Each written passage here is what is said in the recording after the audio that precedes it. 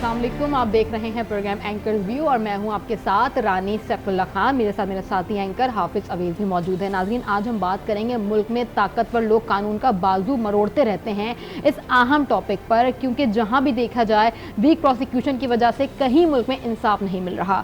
लाहौर में तालबा कत्ल केस में एक बार फिर जालिम गालिब आ गया और मासूम बन गया। मजलूम ने जालिम को मुआफ कर दिया। ये तो है अजीब बात, लेकिन इतनी ज्यादा भी अजीब नहीं है, क्योंकि मजलूम जानता है कि उसकी हिमायत में बयान तो बहुत आएंगे लेकिन ज़मीनी हक़ाइक़ ताकतवर का ही साथ देंगे।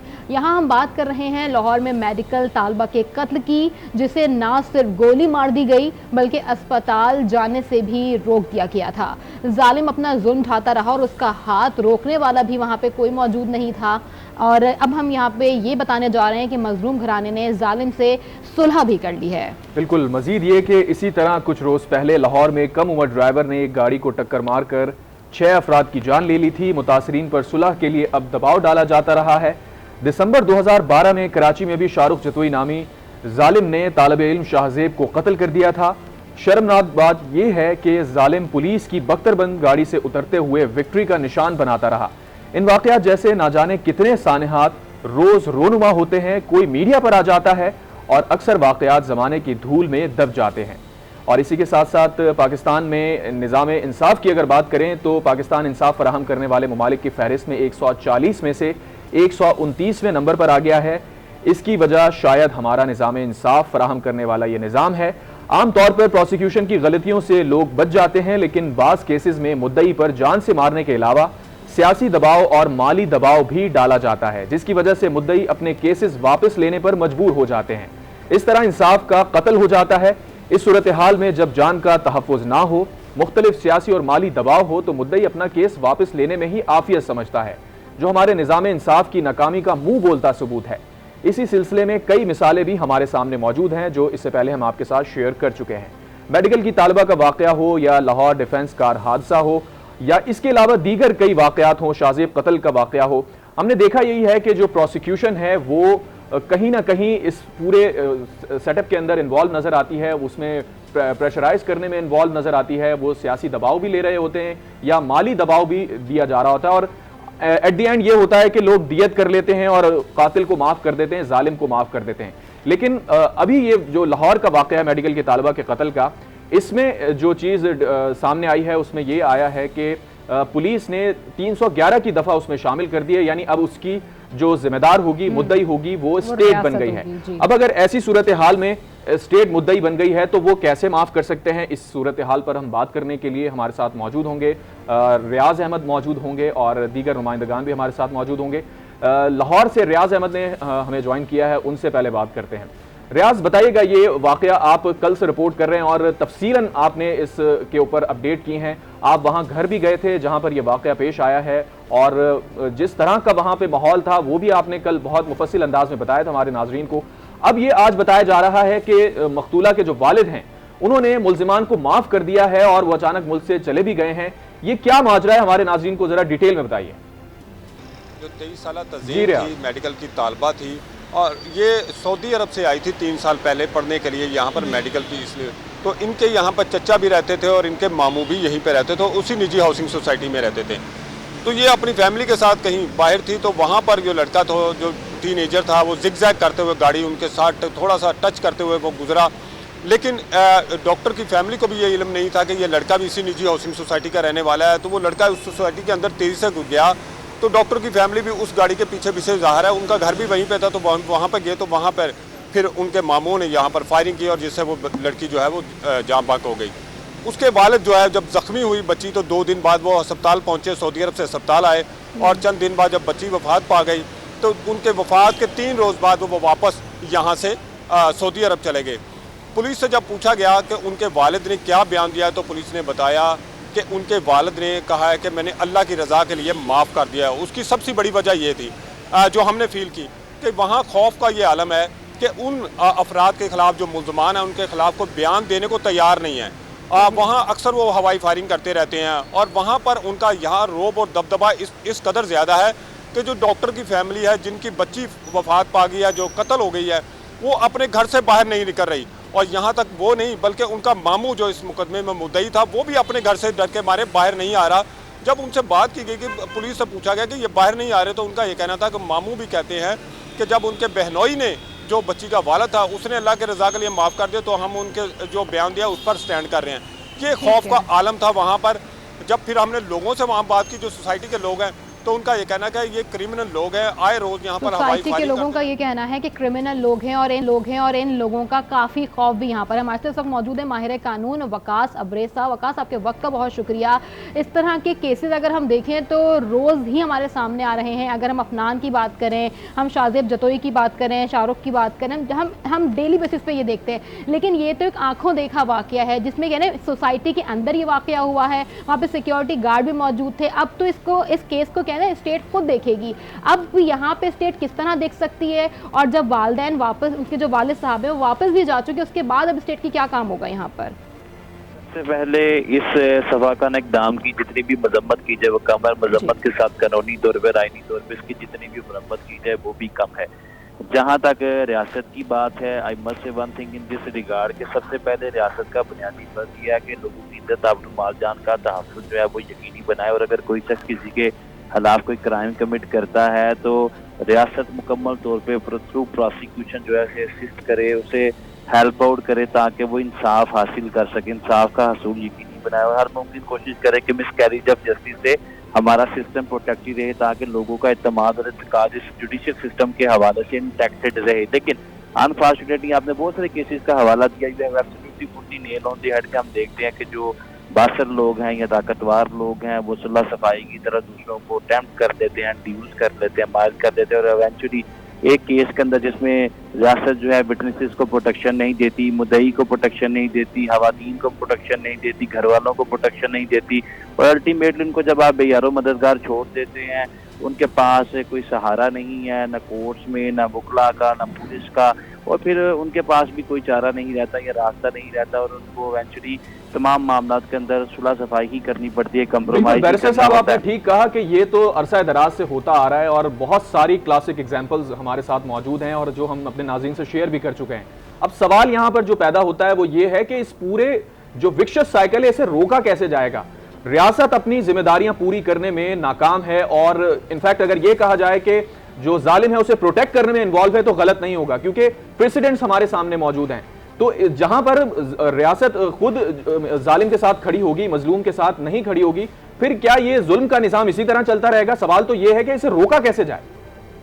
2016 के अंदर एक क्रिमिनल अमेंडमेंट की गई थी जिसके तहत सेक्शन 311 जो पाकिस्तान क्रिमिनल कोड का है उसके अंदर जो है फिसाद फिल अर्ज की प्रोविजन को जो है इन्वोक किया गया था, इंसर्ट किया गया था कि जब भी दो लोगों के मुबैन अगर कोई शख्स किसी को कत्ल करता है और उसके घर वाले जो है वो कंप्रोमाइज कर लेते हैं, रियासत समझती है कि इससे फसाद फिल अर्ज जमीन में फसाद फैलेगा तो रियासत उस कंप्रोमाइज को नेगेट करेगी, उस केस को प्रोसीड करेगी और अदालतें भी उस कंप्रोमाइज को नेगेट करते हुए उसको सजा देगी। 2018 में मुल्तान की मॉडल कोर्ट ने, आपको याद होगा, कंदील बलोच के केस के अंदर उसको सजा दी थी, उसके घर वालों ने, उसके माँ बाप ने उसे माफ कर दिया था, लेकिन उसके बावजूद भी मुल्तान की मॉडल कोर्ट ने दिया। इसी तरह अगर आपने शहर जतोई केस का हवाला दिया था तो जब हाई कोर्ट के अंदर ये कंप्रोमाइज जो है वो दायर किया गया था, उसके बाद सुप्रीम कोर्ट ऑफ पाकिस्तान में ये मामला गया था तो सिंध हुकूमत की तरफ से इसके अंदर वो फरीक बने थे और कहा था कि हम इसको प्रोसीड करना चाहते हैं। अगर घर वालों में कोई बच्चा पिता नहीं है,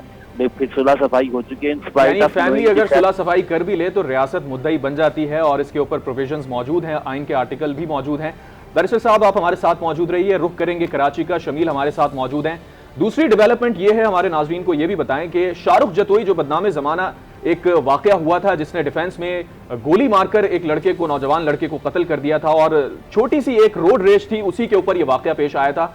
और फिर जिस तरह से हमने निजाम इंसाफ को नंगा होते हुए देखा इस मुल्क के अंदर, वो पाकिस्तान की हिस्ट्री है।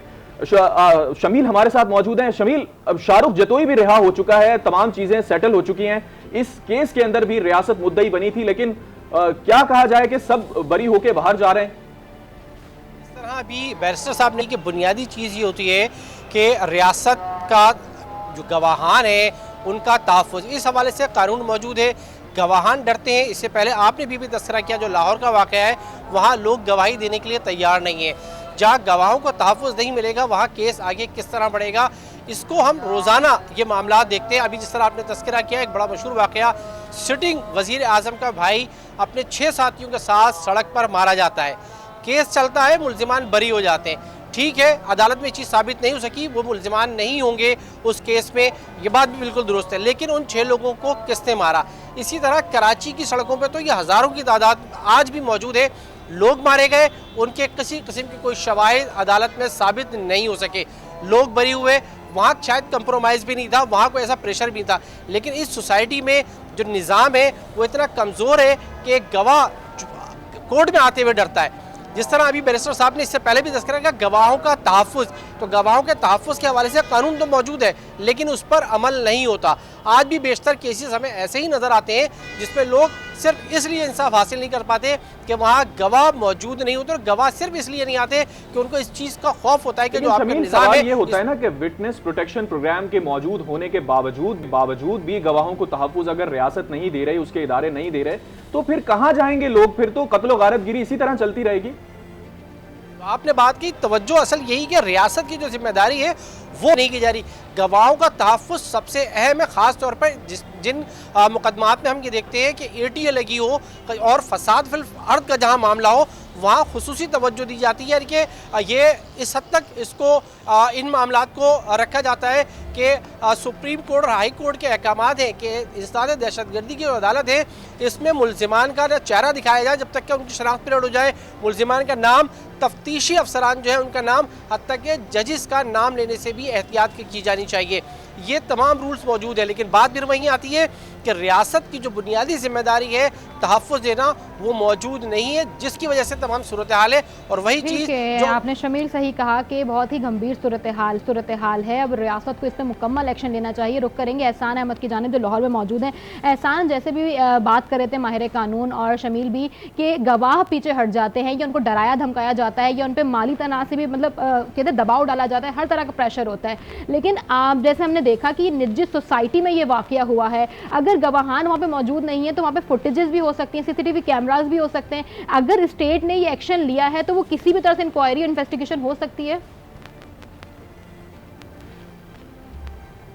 एहसान अहमद, आप सुन सकते हैं हमें? एहसान तक गालिबन हमारी आवाज़ नहीं पहुंच रही है। शमील हमारे साथ ही मौजूद हैं और इससे पहले रियाज भी हमारे साथ मौजूद हैं। रियाज, एक दूसरा वाकया लाहौर में पेश आया था जहां पर एक बच्चे ने तकरीबन 6 लोग जो उसमें कार हादसे में डिफेंस के अंदर मर गए थे, और अब ये चीज़ें सामने आ रही हैं कि सुलह करने के लिए दबाव डाला जा रहा है मुल्जिमान की जानिब से, वो भी एक इन्फ्लुएंशियल फैमिली बताई जा रही है। इस पे क्या अपडेट करेंगे?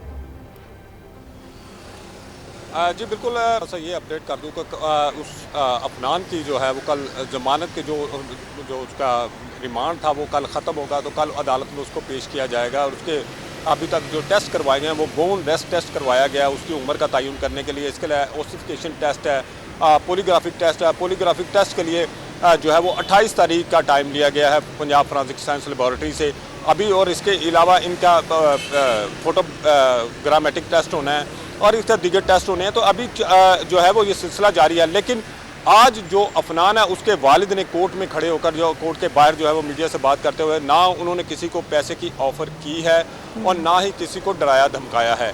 लेकिन जो है रफाकत जो है जो उन 6 जो लोग जाँ बाग हुए थे उनका जो घर का सरबराह है उसका ये कहना था कि उनको डराया धमकाया भी जा रहा है, लेकिन पैसों की अभी तक उनको ऑफर नहीं की गई। लेकिन ये जरूर उनका कहना है कि उनको डराया धमकाया जा रहा था। और यही मौजूद रही, इसी केस को फॉलो कर रहे हैं एहसान भी। एहसान, आपसे जानना चाहेंगे, अफनान के जो जिस्मानी रिमांड है उसके अंदर तौसी ख़त्म हो जाएगी कल और उसे फिर पेश किया जाएगा। अलबत्ता उसके जो वालिद हैं उसके जिस्मानी रिमांड में तौसी की गई है। क्या बताएंगे हमारे नाज़रीन को मज़ीद इस केस पर? जी बिल्कुल, कल जो मरकज़ी मुल्ज़िम हैं डिफेंस कार हादसे के अफनान शफ़क़त, उनको तौर पर 10 रोज़ा जिस्मानी रिमांड मुकम्मल होने पर अदालत में पेश किया जाएगा। जबकि जो उनके वालिद हैं उनको भी इसमें जो है इल्ज़ाम का सामना है, क्योंकि उन्होंने ही गाड़ी फराहम की थी अपने बेटे को, तो उन्होंने इस हवाले से अबूरी ज़मानत के लिए अदालत से रुजू कर रखा था, जिसके लिए अदालत ने जो है उनको उनकी अबूरी ज़मानत में 4 दिसंबर तक की तोसी कर दी है। और आज इस हवाले से वो है इंसदादी दहशतगर्दी अदालत के बाहर वो उन्होंने मीडिया से गुफ्तगू की। उनका ये कहना था कि हम किसी को ना तो धमका रहे हैं और ना ही किसी को हम पैसों की ऑफ़र करवा रहे हैं। जबकि कुछ दिन पहले उनके जो वकील थे इरफान बाजवा साहब, उनका ये कहना था कि हम पैसों की ऑफ़र नहीं करवा रहे, जबकि कानून जो है वो सही। दियत की बात करता है। तो इसलिए अगर हम दियत देना चाहते हैं तो कानूनी तौर पर हम बिल्कुल जायज़ काम कर रहे हैं। जबकि इस हवाले से जो अफनान की लीगल टीम है, वो अफनान का जो जिस्मानी रिमांड है उसको कलअदम करार देने के लिए हाई कोर्ट से रुजू करने का भी इरादा रखती है। जी जी हाँ, पाकिस्तान इंसाफ फराहम करने वाले ममालिक की फहरिस्त में 140 में से 129वें नंबर पर है। ये भी एक अफसोसनाक बात है पाकिस्तान के लिए, और शर्मनाक बात भी कहना गलत नहीं होगा। हमारे साथ इस पर बात करने के लिए मौजूद थे एहसान अहमद, रियाज अहमद, शमील अहमद और माहिर कानून वकास अब्रेज। आप सबके वक्त का बहुत शुक्रिया। इसी के साथ ही प्रोग्राम का वक्त अपने इख्तिताम को पहुंचा। फीडबैक देना चाहें तो हमारे सोशल मीडिया हैंडल्स को आप विजिट कर सकते हैं। इजाज़त दीजिए, अल्लाह हाफ़िज़।